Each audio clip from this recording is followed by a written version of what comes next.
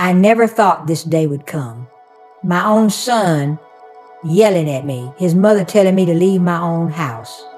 I stood there, frozen, surrounded by boxes I didn't pack, in the living room I built with love. They looked at me like I was a burden. I whispered, "This is my home." But my son just smirked as if I didn't belong anymore. He pointed at the door, his voice sharp.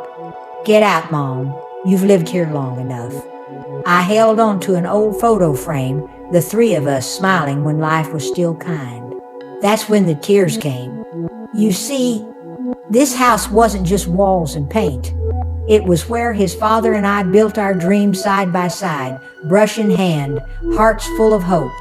But now, that same room felt cold, filled not with laughter, but resentment. His wife crossed her arms, rolling her eyes. "You should be grateful, Jean. We've taken care of you long enough." Grateful, I whispered to myself. After everything I sacrificed, I worked 2, sometimes 3 jobs just to keep food on our table. Paid the bills, fixed the leaks, and raised my son alone after his father died.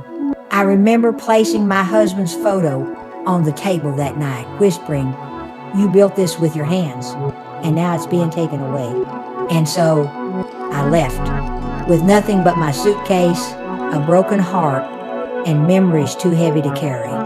As I walked down that cold, empty street, I realized the world moves on, even when your heart can't.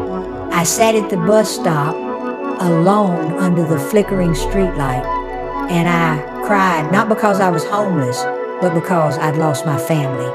The next morning, I went to a lawyer's office. I didn't go for revenge. I just needed to know where I stood.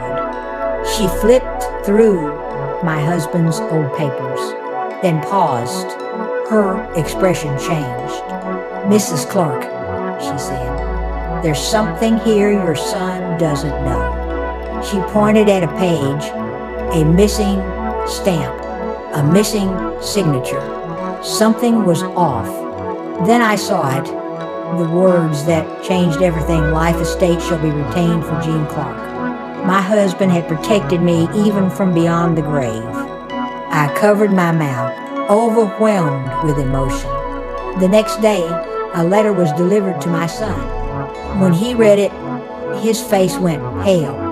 I stood across the street, watching quietly as he argued with his wife. This time, I felt no anger, only peace. I walked back into my home, and placed fresh flowers on the table. They stayed upstairs after that, slamming doors, pretending I didn't exist, but I didn't mind. I looked at the blueprints and told the workers, "I'm rebuilding." Every day, I watched the house come back to life. New paint, new walls, new beginnings.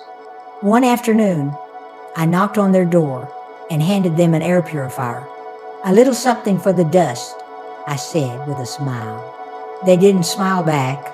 I heard them fighting later that night, bills piling up, cards declined.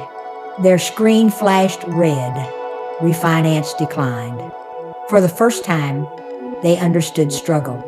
Weeks later, we were all called into court. My heart was steady. I already knew the truth.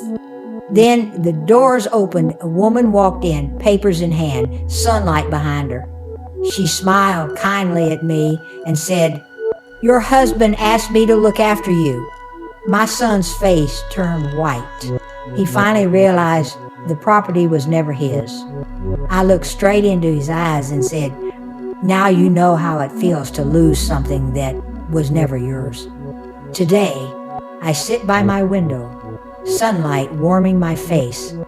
The house feels alive again, and I finally understand losing everything isn't the end. Sometimes it's where healing begins.